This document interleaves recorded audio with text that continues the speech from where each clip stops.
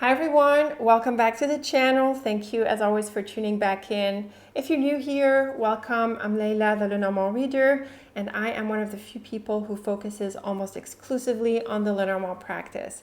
So be sure to have a look at all of the links that I have for you, discover the website and all of the good stuff that I have on there to master this amazing deck.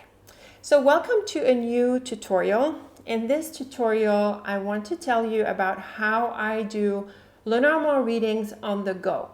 So if I do not have a big table, even a small table where I can do layouts like lines and portraits, mini tableaus and even grand tableaus, I have a few methods that I like to use to answer questions with a deck when I don't have the luxury of space. So I'm going to share with you 3 methods, 2 short ones and a longer one. So let's go right ahead. Let me tell you about my first method. My first method is very simply to draw a pair. Obviously, I can't shuffle in a messy pile kind of way where you just put the cards on the table and you sort of you shuffle them around like this. Messy pile is my favorite way to shuffle, but obviously if I don't have the luxury of space, I would do a quick hand over hand a few times and make sure that my deck doesn't carry a bias from a previous reading. So I shuffle the deck hand over hand, and then I want a pair of cards, and the way I do it is I cut the deck and I do this. So I take the cut and the bottom card and I read these 2 cards as a pair. Very straightforward.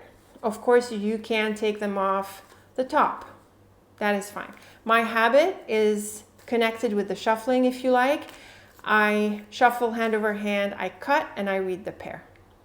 So let's go ahead and try a question. Let's ask if X is going to get in touch, and let's draw a pair and see what the answer is. So shuffled, cut. Now that's a very good answer, very clear. The rider is a messenger card. The house can represent any space or place. And obviously there's going to be news. So it's like the messenger is delivering news to the house. Obviously this means I'm going to hear from this person. They're going to reach out, if you like. The rider and house I often also take to mean a visitor. So if contact or the communication with this person involves a meeting, then it can also take place as well. So obviously a very straightforward answer and a positive answer to my question. So that's for the first method. What about the second method? The second method I use is to draw a triplet. And this is also very straightforward. Again, I do a quick hand over hand. And the way I draw the triplet is I turn over the top card and then I take the bottom 2. So that's how I do it. It's my habit. I don't know how I developed this habit, but I think it's kind of cool. And I look primarily at the first card, and then I get additional detail from the bottom 2. So let's try with the same question if X is going to get in touch. Shuffling, hand over hand.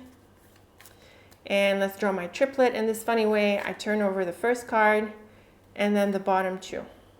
Now this is an interesting reading because the top card is challenging, but the bottom 2 cards are actually very supportive.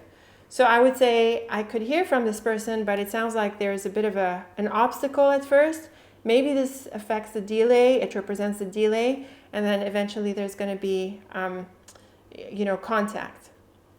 So this is the very simple way I would do a reading. I do the reading in my hands. So I do the pair and then this triplet.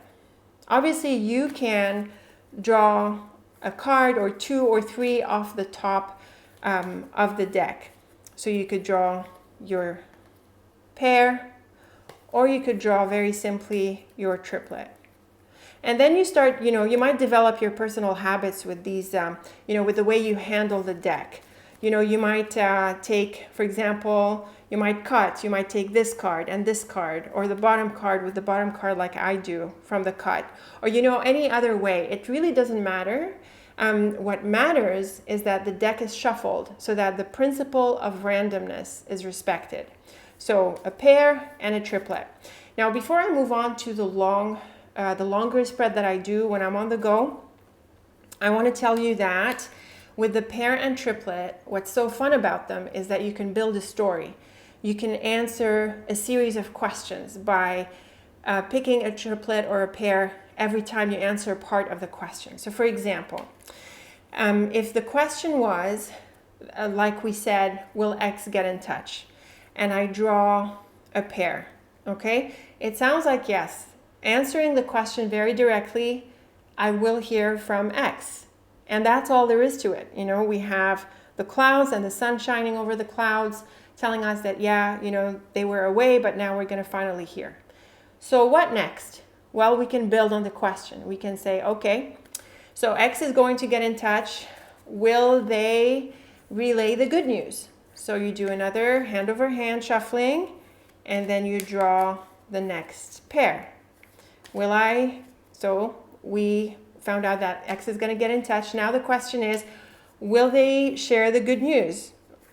What will be their answer? So another double or pair cutting. Wow, very positive. So obviously answering my wish. And quite interestingly, it has to do with finances, like I said. And so with the star, it answers a wish. So clearly the way forward, once X contacts me, is going to be aligned with what I want. So you see, you can layer the question and answer parts of it as you go, building on the previous reading. And you can do this with shorter spreads. And I think it's better to do them with shorter spreads because every time you answer in a very specific way. And obviously you can use the triplet to do the same thing. So we started with if X was going to get in touch. So I turn over the first card and then the other two. And that sounds like a yes. You know, the house is getting together with someone. The fish and heart is a happiness and wish fulfillment. We can take this as a straightforward yes. Okay, moving on to the next part of the question. Shuffling again. We want to ask next, if once X contacts me, what will X relay? Will it be the news that I want to hear? What will be the answer? So again, shuffling hand over hand, turning over the top card and the bottom two. So here again, answering to the news question, and obviously the clover being a very lucky card or one of the best cards really, it's going to go exactly as I want.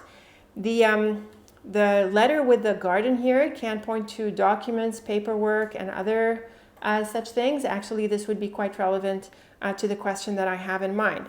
So you see how we can build the different parts of a question. We can sort of, you know, dig deeper into something by doing quick, small questions. And I find that it's really amenable with these on-the-go kind of layouts. So let me know how you like this approach. Let me know if you do it in other ways. The third method that I want to share with you is the longer method. So this is where I want a storyline as opposed to a quick answer like a pair or a triplet. Now, obviously, if I don't have the luxury of space, I can't get many stories from my Tableau layouts. So here's what I do. I shuffle the cards, of course, as much as possible. Try to avoid any bias from previous readings. And then I cut. I tend to cut any number of times. I don't have superstitions about these methods. What matters is the principle of randomness. So you can do what you like. So I like to cut a few times, just part of shuffling. And then here's what I do. I turn over the deck and I read a story. So I go card after card after card. And then I read a long sentence through the cards. Now, I don't always go to card 36. Like, I don't draw one whole big line from the deck. What I do is I feel it out. I try to get a sense of when the answer sort of lands on me or how I feel the story wraps up, and I sort of stop there. You know, and so I go with how I feel every time. I play it by ear. I don't have a set number of cards that I look at to read this line, and I don't, like, it's rare that I do a full 36 line. So that is my longer kind of reading when I'm on the go. So let's go ahead and see if we can answer sort of the same question with a longer line. Let's see if person X is going to call me, and then what's going to happen, or what's going to be the outcome of our communication. So shuffling the deck, and then I cut a few times or once or whatever I feel like doing on the moment. And then I turn over the deck and I read the line starting with this house. So the house, heart, and fox. Okay, so the first 4 cards are looking positive. The fox is a bit tricky, but you know, it can be just a reference to this person. It's also someone who is who's a bit of an agent, you know, like, and the fox is very much associated with these kinds of people, like agents and tellers and accountants, and you know, the people you sort of work with to get help with these things.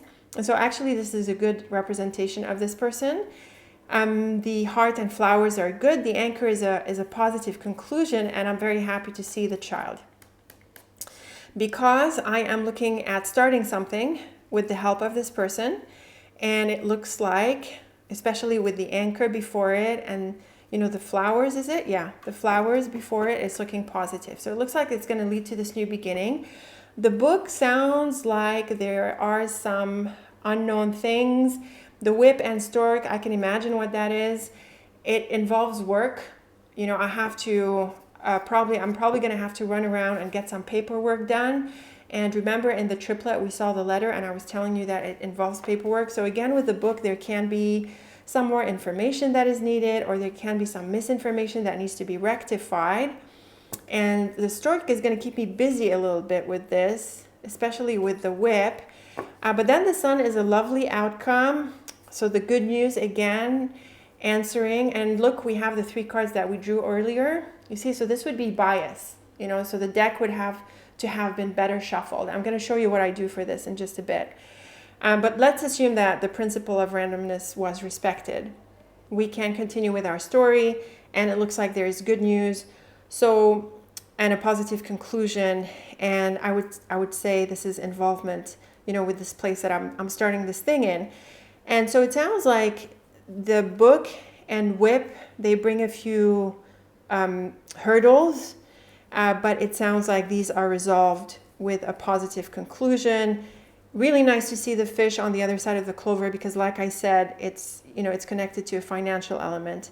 The ring and moon is this acceptance that I'm after, and I'm happy to see the key. So, you know, I sort of can stop here. Look, here's the guy again. I can sort of stop here because I sort of got my answer. You know, it sort of unraveled in a way that landed and made sense to me. So that's what I mean by doing a line, starting with this, you know, a bit of a shuffling here, and then cutting a few times if you like, and then reading a story starting from the bottom. Now, you might like to start from the top, you know, so you shuffle your deck, and you might take each card in turn. I just find that it's easier to handle from the back, because when you do the top, you have to, you know, like you have to put this somewhere, and then you have to keep the order of the cards, and every time you're sort of turning them over, so it becomes a little bit inconvenient. So I prefer to just read from the bottom, and it doesn't matter, because as long as it is properly shuffled and the principle of randomness is respected, it is, you know, we're good to go. I don't believe that you know, the cutting or you know, knocking and things like that. I don't really believe in these things. I think these are more on the superstitious side of the practice. I think the key is really the principle of randomness when it comes to divination. So that's my take on this. Now, I wanted to say quickly before we wrap up that, you know, we picked up the letter, garden, and clover, and I told you it looks like here we have bias from a previous reading. Here they are.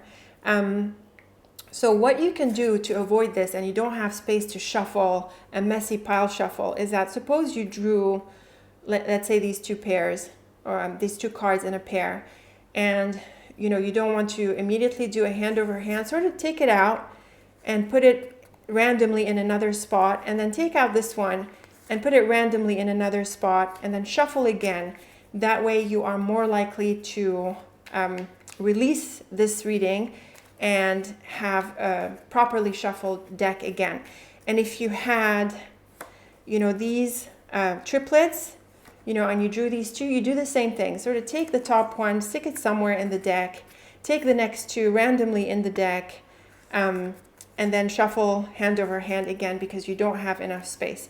Now this is a bit trickier if you're going to do one long line because you have so many more that you need to, sort of take from the beginning of the line and put them in here. So you might do this a few times to shuffle the deck.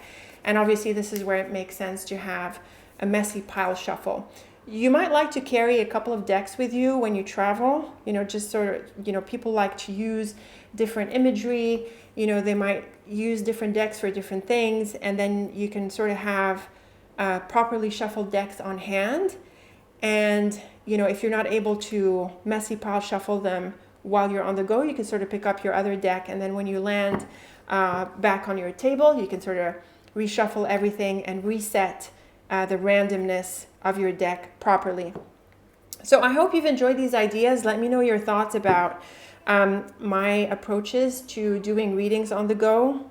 And I'd really love to know what you do when you're on the go and you don't have a big table. How do you do your Lenormand readings? So leave me a comment down there. I look forward to reading them. And as always, thank you for watching. And until next time, take very good care of yourself.